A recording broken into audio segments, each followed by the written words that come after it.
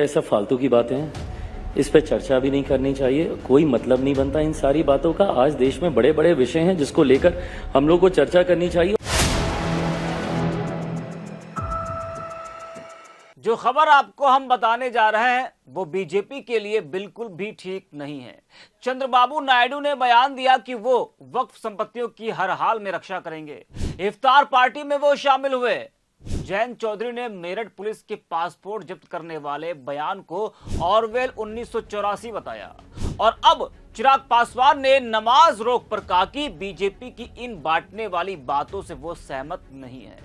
क्या सहयोगी दलों ने बीजेपी से किनारा करना शुरू कर दिया है? इस वीडियो में हम इसी पर करेंगे बात। नमस्कार, 4 PM पर आप सभी का स्वागत है। यूपी में बीजेपी सरकार बनने के बाद मुख्यमंत्री योगी आदित्यनाथ जी ने उत्तर प्रदेश की सड़कों पर नमाज पढ़ने पर रोक लगा दी। मुसलमानों ने सरकार के फैसले का स्वागत किया और सड़क पर नमाज पढ़ना बंद किया। वैसे नमाज जमात के साथ पढ़ने में सिर्फ 5 से 10 मिनट का वक्त लगता है। मुसलमान जहां सड़क पर नमाज पढ़ता है उसके पीछे की वजह जानने का किसी ने प्रयास किया है क्या? शायद नहीं। मस्जिदों में जब जगह कम पड़ जाती है तो ही नमाजी सड़क पर नमाज पढ़ते हैं, क्योंकि उसके अलावा उनके पास कोई विकल्प नहीं होता है। बाहर सड़क के अलावा कोई जगह नहीं मिलती। वो भी कोई हर रोज सड़क पर नमाज नहीं पढ़ते हैं। जब त्योहार आता है तभी ऐसा होता है, क्योंकि उस वक्त नमाजियों की भीड़ ज्यादा होती है बाकी दिनों से। जी हाँ, और फिर 10 मिनट के अंदर सड़क खाली हो जाती है, साफ हो जाती है। देखा जाए तो 10 मिनट की नमाज से किसी को दिक्कत नहीं होनी चाहिए। जी हाँ, बाकी भी कार्यक्रम धूमधाम से सड़क पर होते हैं, लेकिन उसका विरोध या उसके लिए सरकार ने कोई नियम नहीं बनाए, न अधिकारियों ने कोई फरमान जारी किया। बस सिर्फ नमाज को लेकर ही। और तो और यूपी के संभल में आप अब छतों पर भी नमाज नहीं पढ़ सकते हैं। यानी आपकी धार्मिक आस्थाओं, पूजा पाठ, नमाज पर भी रोक लगानी शुरू हो गई है। यह तानाशाही नहीं तो क्या है? देश में जिसकी संख्या दूसरे नंबर पर सबसे अधिक है, उसके साथ ऐसा बर्ताव। लेकिन बड़े आका लोग ईद पर सौगातें मोदी ला रहे हैं, मुसलमानों के प्रति उनका प्रेम झलक रहा है? लेकिन यूपी में योगी के अधिकारी नमाज पर रोक लगाने में लगे हैं, वो हिंदू मुसलमान करने में लगे हैं। मेरठ में पुलिस ने सड़क पर नमाज पढ़ने पर रोक लगाई। पुलिस ने चेतावनी दी कि अगर कोई इस आदेश का उल्लंघन करता है तो उसके खिलाफ कानूनी कार्रवाई होगी, आपराधिक मामले भी दर्ज किए जा सकते हैं। साथ ही पासपोर्ट और लाइसेंस रद्द करने की भी चेतावनी दी गई है। भला ये कहां पर लिखा है कि अगर आप छत पर नमाज पढ़ेंगे, अपनी छत पर, दूसरे की नहीं, अगर आप अपनी छत पर नमाज पढ़ेंगे तो आपके ऊपर कार्रवाई की जाएगी। सड़क पर अगर आपने गलती से भी नमाज पढ़ ली त्योहार के मौके पर तो आपका पासपोर्ट और लाइसेंस रद्द कर दिया जाएगा। यह फरमान है योगी जी के अधिकारियों का। संभल में छतों पर सड़क पर नमाज आप नहीं पढ़ सकते, वहां भी रोक लगा दी गई है। तर्क दिया गया है कि छत पर अगर नमाज होगी तो कोई दुर्घटना हो सकती है, ऐसा इसलिए किया गया है।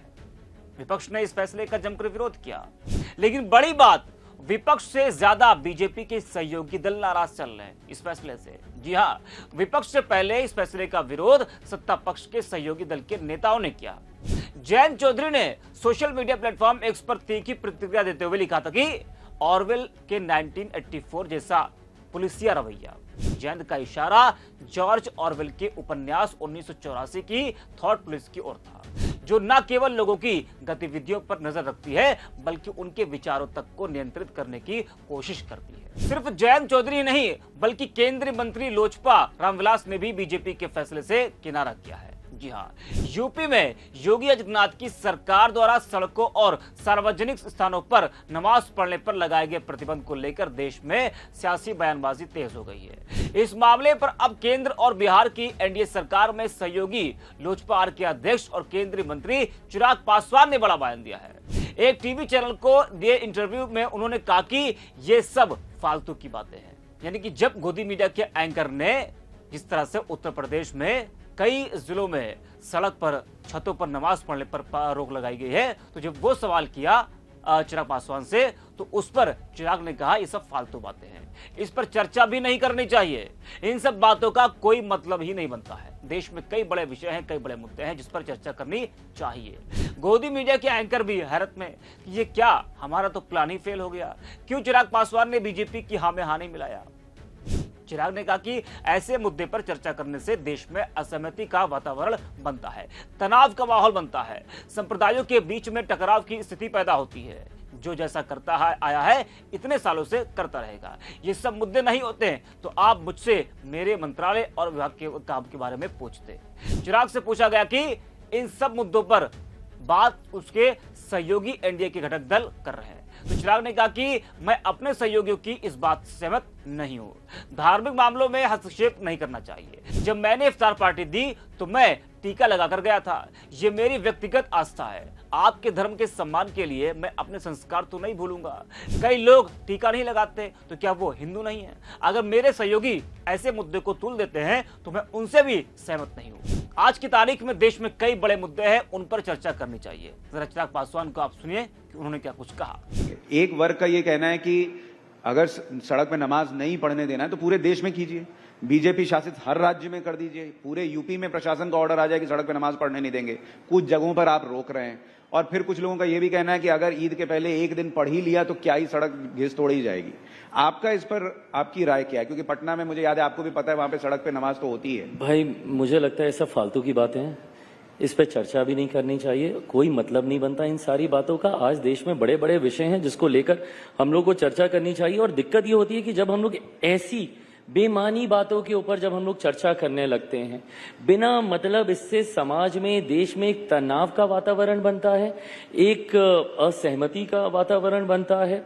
बिना मतलब के संप्रदाय, अलग अलग लोगों के बीच में टकरारें पैदा होती हैं। कोई मतलब नहीं है। जिसको जो जैसे करना है इतने वर्षों से करते आए हैं ना, करते रहेंगे। पर आज जब बड़े एजेंडे हैं, आज देख लीजिए, अगर ये सारी बातें नहीं हो रही होती तो संभवतः आप मुझसे पूछते कि आपने as a food processing minister इतने महीनों में क्या किया। और चिराग भाई, ये सारी चीजें सेकेंडरी हो जाती हैं। चिराग भाई, जिसको आप फालतू बात बता रहे हैं वो तो आपके ही सहयोगी दल के लोग कर रहे हैं ना। पर मैं नहीं सहमत हूं ना, मैं यही तो मैं जिक्र कर रहा हूं। भाई देखिए, मैं 21वीं सदी का पढ़ा लिखा ही हूं।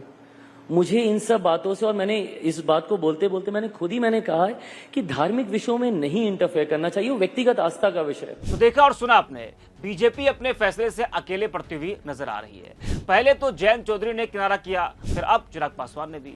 अब चिराग पासवान के बयान पर विपक्ष बीजेपी पर हमलावर है। कांग्रेस प्रवक्ता सुप्रिया श्रीनेत ने एक्स पर लिखा है कि अब तो घटक दल भी आईना दिखा रहे हैं, पर बीजेपी की नफरत की राजनीति कब थमेगी? कब तक होली और रमजान में, ईद और रामनवमी में बवाल करवाते रहेंगे? इनका मन नहीं भर जाता इतनी नफरत पाले पाले। ममता त्रिपाठी लिखती है कि चिराग पासवान ने साबित कर दिया कि वो हनुमान है। बेवजह की बातों को तुल देकर कुछ लोग सियासी रोटी सेक रहे हैं। हंटर से सरकार चला रहे हैं, काम धाम तो कुछ है नहीं बताने को, इसलिए ऐसे बेवजह के मुद्दे उछालते हैं ताकि चर्चा में बने रहे। वैसे पीएम मोदी ईद के मौके पर सौगात मोदी लेकर आए। लाखों मुसलमानों को ईद की किट बांटी जा रही है। दिल्ली में बीजेपी की सरकार है। मुख्यमंत्री रेखा गुप्ता जी अपने मंत्रियों के साथ इफ्तार पार्टी में शामिल हो रही है। बीजेपी के सहयोगी चंद्रबाबू नायडू जी राज्य सरकार द्वारा आयोजित इफ्तार पार्टी में शामिल हुए। रोजा खोला और रमजान की मुबारकबाद देते हुए कहा कि तेलुगु देशम पार्टी ने वक्फ संपत्तियों की रक्षा की बात की। तो बीजेपी के सहयोगी अलग है, बीजेपी अलग पड़ती दिखाई दे रही है। यूपी के ही योगी जी के विधायक इफ्तार पार्टी दे रहे हैं अपने आवास पर और मुसलमानों को अपने ही आवास पर नमाज पढ़वा रहे हैं। तो दूसरी तरफ योगी और उनके अधिकारी मुसलमानों पर जुल्म करने में लगे हैं। एक माह के रमजान के बाद मनाए जाने वाला त्योहार ईद नजदीक है। इस बीच देश के सबसे बड़े राज्य उत्तर प्रदेश की पुलिस सुरक्षा इंतजाम के नाम पर दोहरा रवैया अपनाती हुई नजर आ रही है। कांवड़ यात्रा के लिए सड़क पर खाली करवाने वाली उत्तर प्रदेश की पुलिस अब सड़क पर नमाज पढ़ने पर रोक लगा रही है। यहाँ तो लेकिन अब जिस तरीके से बीजेपी के जो अधिकारी हैं वो जिस तरीके से फरमान सुना रहे हैं और जो भी योगी सरकार का फैसला है, उस फैसले से जो बीजेपी के सहयोगी दल है वो नाराज चल रहे हैं। वो खुलकर अपनी बात को रख रहे हैं। वो मुसलमानों के खिलाफ बोलने से कतरा रहे हैं, चाहे वो जयंत हो, चाहे वो चंद्रबाबू नायडू हो, चाहे वो नीतीश कुमार हो, चाहे वो अब चिराग पासवान हो, कोई भी अब नहीं बोल रहा है। यानी कि बीजेपी अब अलग पड़ती हुई नजर आ रही है। तो इस वीडियो में इतना ही। आप देखते रहिए 4 PM।